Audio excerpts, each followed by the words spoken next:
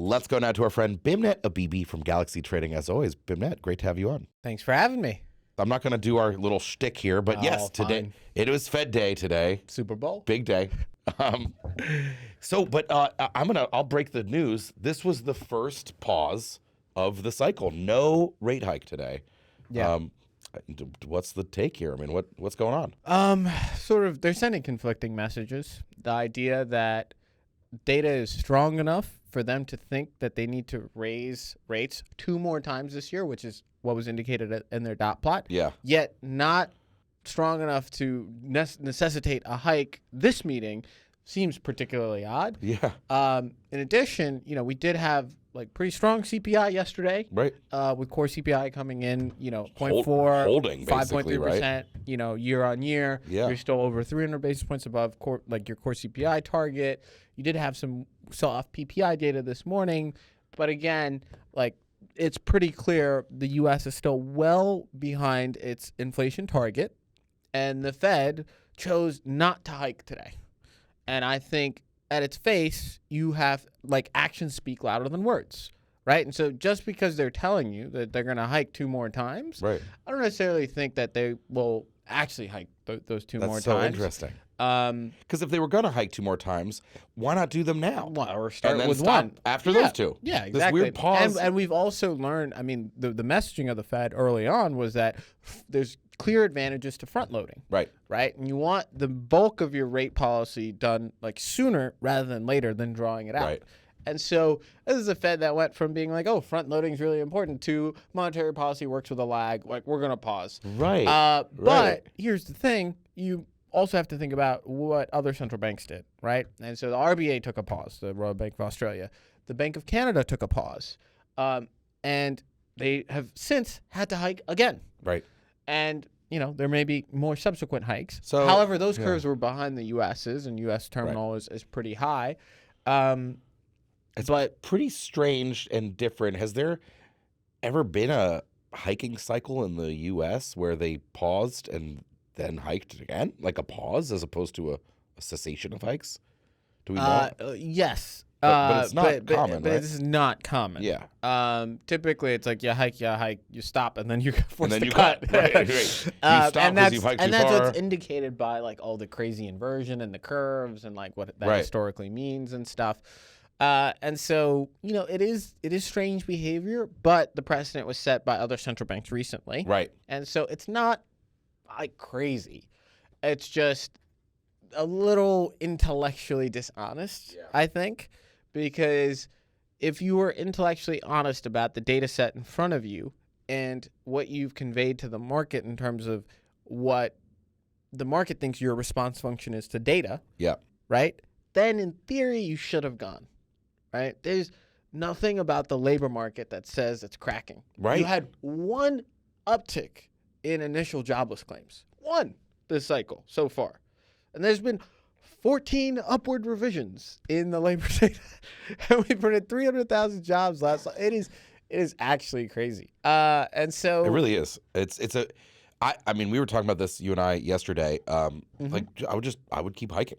Why are they not? Yeah, But stocks are But at here's trend the highs. thing. The unemployment's still low. Yeah. But I guess they but don't want to you keep- overhike. You keep hiking, then it's Then it gets worse than it should. Yeah, well, so the financial conditions are really important. And right now, financial conditions, in terms of where the Fed is most focused on, is probably with respect to banking system stress. Right. Or one of their main areas of focus. That's true. Right? And so the further you jack up front-end rates, the more that the curve is going to invert, which, again, as we've talked about in past podcasts, it's just literally the worst thing that can happen to a bank balance sheet, right? They've got liabilities in the front end, assets in the back end, right? Cost of liabilities go up and their value of their assets go down. It's bad. Yeah. Right? And so realistically, there's potential systemic consequences if they just keep going like this. Although I think it's probably less likely than it has been historically, recently. Just look at things like the bank stock index, KRE. Those have rallied. People have stopped shorting bank stocks like crazy. That was a wild time. In addition, bank deposits have kept up, and a lot of these small banks have change their behaviors in order to adjust for this higher rate environment, aka we're going to offer everybody CDs at really high rates. Yeah. And so, my deposits aren't going away. I'm just going to pay a lot of money for those deposits. And so their profitability is continuing to go down and down. However, the deposit issue and the solvency issue won't be as there. bad. Yeah. And the other thing to keep in mind is that a lot of this, rates are going up, etc. But ultimately, monetary policy is meant to change, the everyday person's life, right? The everyday person has to buy food and groceries. They got to buy their apartment, right? Or rent their apartment. Yeah. And so, when we're thinking down to, the average man or woman level, right?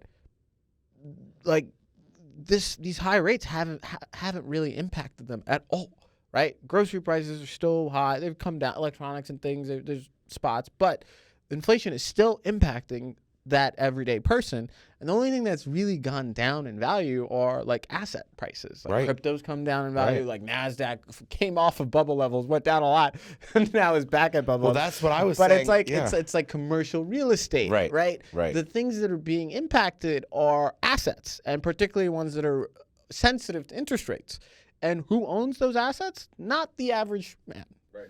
And so realistically, you could argue that there's still a lot of wood to chop with respect to getting inflation down for the everyday person. That's what I'm thinking. And the issue is, it really comes down to the tightness in the labor market, which is there's a lot of job openings still, and not that many people have gotten laid off. And, there's tons of mobility in the labor market, and that's not going to change for a really long time. And so it's tricky. It is tricky, and I guess pausing then can make sense too in that tricky, because it's tricky. They say, Yeah, it's possible. maybe we don't have to. And I guess maybe they're finally getting some prudence. Remember, I used to call it whipsaw monetary policy. We were saying they were they cut faster and more quickly and printed more money than in all of history. And then, oh crap, that was too much cutting and printing. Now we have crazy inflation. And then they waited too long to start hiking.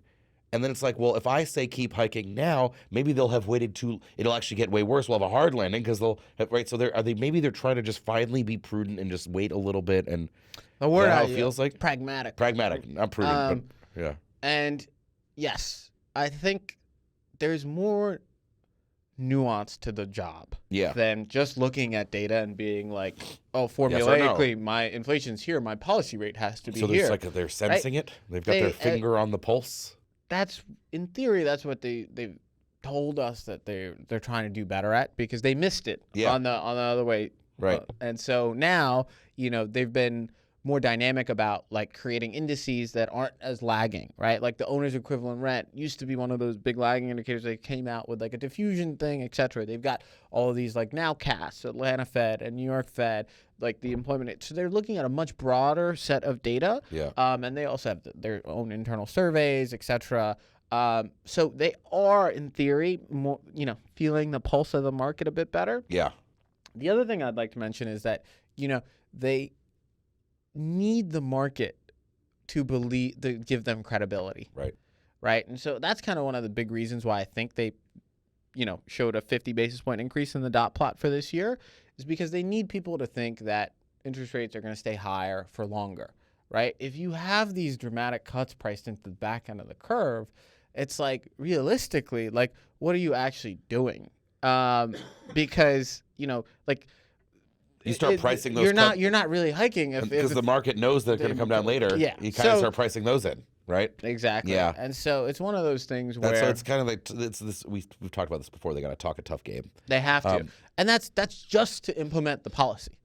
There's for the smooth functioning amount, they have to raise the TGA and stuff. Yeah. Right. If there's all this issuance, nobody's gonna want to buy paper that has all of these cuts priced into it. Right. Right. And all right. so let's talk. Let's do a couple more. Just a minute or two left here. Let's talk about cryptos. Obviously, and Bitcoin. Obviously, it's been basically flat all week. Right. I mean, down last weekend was a big risk off or. Event for mostly for alts, but for crypto. I mean, a lot of alts were off 15-20%, and they haven't really recovered. But we had all those events on Tuesday, the court hearings, the Binance court hearing, the House hearing, the Coinbase like SEC response to their rulemaking petition stuff, right? We covered all this, and I was tweeting about this all on Tuesday. In the end, most of that ended up being neutral for crypto. The pause, shouldn't that, if pause means maybe cut sometime, we've said for a long time we think that's bullish Bitcoin. Bitcoin's sitting at 25.8. Again, we're just below that long time channel, just where we were. It seems flat. Yeah. What's your outlook in the near term? So generally speaking, when things are very confusing, lots of moving pieces, etc., I tend to look at the charts, right? And our CEO has this saying, people lie, charts don't. Yeah. And when I look at the charts, the most interesting one right now, unfortunately, is ETH. And ETH looks like it is breaking support right now. Yeah. That support being in the range of like 1730 to 1750. And, it's support that's held for the past 3 months, and you're getting like closes below those support lines. And to me, like, I don't see that many upside catalysts for ETH, in the sense that where is the new money coming from to support ETH, right? Yeah. A bunch of retail just got burned on some of these alts. There's not a new meme coin popping off. You look at gas prices, they've come off. And then you look at the ETH BTC chart, that looks like it's starting to trend lower. And so I really do think that you could be entering a period of ETH underperformance. Yep. At the same time, on the Bitcoin side, I think you're on the cusp of the macro argument being about as strong as ever, because if we are going to go into a hard landing scenario and we're cutting rates again, or inflation's coming down and we're cutting rates again, like, risk assets have already started to jump, right? Like, NASDAQ is close to the trend highs, S&P is close to the trend highs, and it's one of those things that has no ambiguity about whether or not it is a security.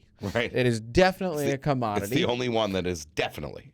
And the way it trades is one of an asset class that has matured. It does not go down 20%. It goes down like a couple percent here and there. The volatility profile has improved in my eyes. Yeah. And I think it's one that's going to perpetually continue to improve as you get, more adoption, MacroStory improves, etc. Like, there's going to be a lot of buyers. I'll tell you, if Bitcoin stayed here for the next 6 months in a row, just up and down 1%, the amount of money that would flow in, I think, would be absurd. That's great. Right? The volatility. The volatility, right? The lower the vol, the more notional that people can fit in. Right. And, it becomes one of those self-fulfilling things. One of the things that is so discouraging about Bitcoin, especially for the larger macro types, is like, this thing moves like crazy on next to nothing. Right. Like, what's going on, etc. Yeah. The moment a lot of that goes away, I think that'll draw a lot more new money into the system. Yeah. Myself included. Much bigger money can play. Much bigger. Yeah. Much bigger, right? Like, yeah. Yards. And it's a market that doesn't, like, I'm telling you, this market, if it had an influx of 10 yards. Yeah. Pop it off. I mean, oh my God. Bimnet Abibi from Galaxy Trading, my friend. As always, thanks so much for coming on Galaxy Brains. Thank you.